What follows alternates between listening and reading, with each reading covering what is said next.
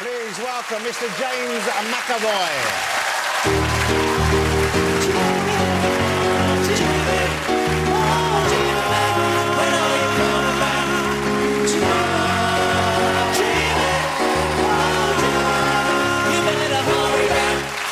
You on the shirt there, look at that. Oh, I'm very touched. James McAvoy, ladies and gentlemen. What a dapper young fella. Thank you. You're looking very smart, very healthy. Cheers. I love The Last King of Scotland. I hope you all got to see that movie. Did you see that film, The Last King of Scotland? Yeah. Incredible film. And that scene, we showed that scene because that reminds me of the night I met my wife. Who was who?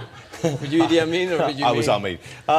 That's one of the only clips we could show because that was a pretty intense movie. I mean, pretty, you know, gruelling to watch, no doubt, to make as well, I would have thought, certain scenes. Yeah, it was a proper adventure, like in the true sense of the word, but, you know, adventures aren't always enjoyable, you know. And there was times I had a great laugh, don't get me wrong, but it was a proper up and down adventure. It was an amazing experience. Where did you shoot it? Did they actually shoot it in Uganda? Yeah, we went to Uganda, and we did like 4 whole days in Scotland, in Glasgow, all of which get cut from the film because we just realised Uganda was infinitely more interesting. We had Forrest Whitaker on the show. Aye. What a gentleman, what a lovely man. Yeah. And of course, what a tremendous actor. When you work together with people like that, do you have the same sort of style as him? Does he act in a different way? I mean, how does that work? Do you... He's a total method actor. I don't know if he's a method actor all the time, but he was for this film. And he really kind of lived the part and stayed in the accent the whole time. And it was really amazing for all of us. Kind of weird though, because you'd spend, you know, there's a lot of downtime in making a film and you've got to kind of chat about something, but you can't talk about anything with somebody who's in character as Idi Amin. You can't go, how's the wife? I killed her, right? Do you know what I mean? And so you're presumably you're not one of these people who tries to stay in character? I'm not, no, maybe one day I will be, but I've never really played a part that I felt the need to kind of go there, you know? Is it difficult though, I mean, over and above that, is it difficult working with someone like that when they know you're not going to be doing it? Do they feel like you're sort of judging their style? Feel or do you like ever I'm not working hard enough? Yeah, you know what I mean? Maybe. Like you're not putting the effort in. Maybe, you'd need to ask them. I don't know. I feel like, I don't know, I work hard for the other actor all the time, but maybe they do think that I'm just kind of winging it. I don't know. Now, it was a very popular movie, and as we said, it's kind of a movie which is, you know, quite gruelling. It's an emotional movie. Another film which you made, which was equally popular and just as much of a kind of journey for people to go on emotionally, was Atonement, of course. Yeah. I thought you did a superb job in that, Thank you. And Keira Knightley as well. Let me ask you about the accents in that, because we're doing a very different accent to what you have. And not just an English accent, but an English accent from a specific period. Yeah. And the character aspiring to be something in a different class in the actual... Kind of a lot of layers you have to put into that. Yeah, but, you know, that gives me a hell of a lot to do. And I'm always saying that, you know, accent isn't acting, but then it seems to be all I ever do is different accents. So the accent we went for was not necessarily how people spoke at that time, but it was certainly how actors were speaking at that time, and for a wee while after as well. And that was great fun. Getting to play with style as well as just truthfulness or something, that's always brilliant, you know. So I guess you were trying to recreate the sort of accent that people would have seen in movies of that period. Yeah, totally. So we watched a lot of Brief Encounter, which is one of my favourite films. Oh, what a movie, what a movie. And we got to kind of like say, well, if we're going to watch this, is there any chance we can get to see it in the cinema? Yeah. And they put it on in the cinema for us. You know, I loved your performances in the film, but some parts of the film I didn't like so much, but when I've seen clips of it again recently, I'm thinking of it again, it's impressed me more and more. So I think maybe I went in with such high expectations because of the book. Yeah, and maybe I didn't, you know, open myself up. It was very hyped as well, I think, you know, and I think by the time, it did really well in this country, and everybody loved it, and then by the time it got to America, they'd heard all about it, and they were a wee bit more snippy, but they still liked it, but they were a wee bit snippy. Okay, let's have a look at a clip. But it's always hard to get a clip from a movie like this out of context, but I think you'd agree this is just a fabulous moment from Atonement. Sorry. No. That's just a lovely scene. And she's terrific in that. She's fantastic in it, Keira. She's just an incredible actress, I think, and I think that's such a sophisticated performance. She's like 5 years old, so it's amazing. How big was the length of time that you shot that film? How long did it take? What sort of period of your life did that take up? 3 months plus rehearsals. Joe managed to get his 3 weeks rehearsals. I don't know how he managed it. So probably about 4 months. And is that a lot for a movie? Is that less than normal? It's a lot for any film, but it's a lot particularly for a British film of this nature. And after you finish it out of that, I imagine there's a great sense of relief. You must feel pretty... Yeah. There must be... Do you let off steam? Do you go out and get kind of lathered, whatever it is? Leathered? Yeah. Yeah, you get leathered. Yeah, we ended up going out. The guy who was Peter Robertson, who was the Steadicam operator. He had the toughest job in the day. Because he had to walk through the whole thing and rehearse it. It was like cover a couple of miles a day and all that kind of stuff with a big heavy weight on you. Anyway, we went out with him in the focus pool and a couple of the cast and went and had a drink. And we were in this hotel in the middle of nowhere, and we ended up not in the middle of nowhere, in Redcar. And no, sorry Redcar, I'm really sorry about that.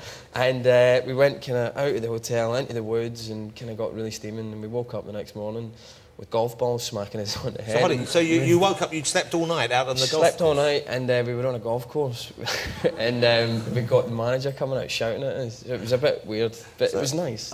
So what did you drink to get that, if I may use the phrase, shit-faced? You must have really been putting it away. I wasn't buying, but it was a mixture of, I think it was Stella and champagne. So all night, for hours and hours? Yeah, we were absolutely hackett. It was not nice. And how many of you were sleeping on the golf course? 5 or 6 of us. 5 or 6. Imagine, that's a horrible thing to find out when you're just trying to play around a golf and there's 6 drunken Scots lying in your way there. The weird thing is, though, about 8 o'clock in the morning, when the manager came and shouted at us, he started shouting at us and telling us to get off the green.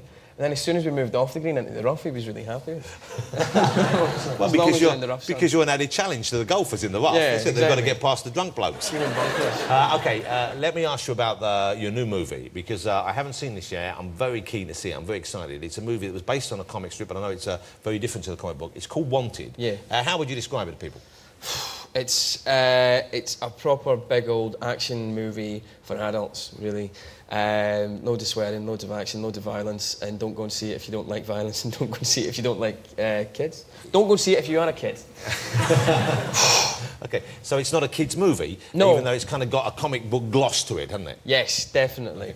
It's a very different sort of film for you, though. Very different sort of film for me. It's about, it's about a section of young men and young women as well, kind of mid-20s and 30s, who have got everything they need, really, but are suffering from kind of postmodern angst, and then they become a superhero. Believe it or not, that is James McAvoy right there in the movie, and that is not CGI. That's the man's body. You must you bulked up for this. You really worked out for this. I did work out a little bit for this. Thanks for putting that up. Go on. Yeah, I did bulk up for this. I did like 6 weeks training with a guy called Glenn Chapman, who kicked 7 colours of shit at me. So when you get cast, they say, OK, we want you for the part, we know you can act, but we need you to physically become more impressive. Is that right? Yeah, a little bit. But I was very kind of certain with them. I said, I don't want to get too big, because there's no point in casting somebody like me if you're just going to turn you into a kind of... That's a mistake I made. I put on too much bulk when I used to work. Fighting against it. Yeah, all the time. And how about the stunts in the movie? You do those yourself? You do some of them, or are you allowed to? I do some of the stunts myself. I won't lie and say that I did them all myself, because, when actors say that, you just feel like saying, look, if you're Steven Seagal, then I kind of believe you, but... because he's obviously really hard. But my stuntman was like a 3 times world kickboxing champion, so you're going to think, well, he's going to make me look cool. He did about half of them and I did half of them. And I did get to do some pretty cool stuff. I got to jump on a moving car that was going at 30 miles an hour. That must be great fun. Pretty cool. I've got it on my phone and everything. No, really? Yeah. Let's have a look at it. Do you want to see it? Let's have a look. Now, this is just the rehearsals. This isn't actually the hold thing it. from the You've thing. got the rehearsals and the actual finished scene on here. I've got the rehearsal. Okay. Here. Right, you ready? Okay, yeah, I'm watching this. That's me. Wow.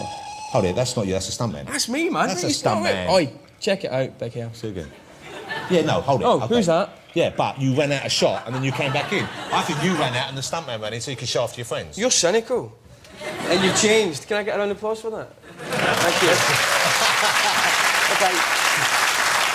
We've got the trailer of Wanted, so you can see James McAvoy doing some of his own stunts in Wanted. It opens on June 25th. Have a look at this. Thank you. Thank you. That looks great. Of course, you're in that movie. You see there with the a remarkably beautiful Angelina Jolie. She's a sort of very striking woman, of course. Let me ask you about the day that you have to kiss her for the first time in a movie. Right. Okay. That's is that just a regular acting job, or do you think I'm going to kiss? There's some of the most famous lips in the planet there. Well, you get in the morning, they give you the schedule, and you go right. So in the morning you've got the action scene, and then in the afternoon you've got the kissing scene. Okay. And then you go and have a salmon sandwich and a cigarette. And you say, by the way, we'll switch the scene, so you're doing the kissing scene first now, and you're like, whoa. And you're running about trying to get bloody chewing gum and toothbrush and all that kind of stuff, and it's never easy. When you kiss her, do her lips feel as big as they look? Do they feel... because I look at those lips and I think, wow, wouldn't it be nice to kiss her? But then I think I'd be a bit scared of kissing her because her mouth is bigger than most people's, and also the lips are so cushiony. I imagine you'd probably have to get your feet, get some good purchase in case you bounce back off the lips, because it's pretty big. You'd go in for the kiss and then she'd pucker them suckers up and you'd possibly lose a lens or something. Did you feel? But it must have felt. Tell us all, what's it like to kiss Angelina Jolie? Exactly. Talk us through it, blow by blow. No, we won't. No, I don't want to kiss you, but like, you want to do it? No, I don't want to kiss you. No, I don't want to do it. You don't want to do it? It's horrible to kiss you. See, I don't know. You're really brave. You're a really, really brave comedian, and then you get up and you try to kiss you. And I've seen a couple of people on your show try and kiss you. You know why? Not up for it. Because if you kiss me, we got to go all the way. That's the way I am.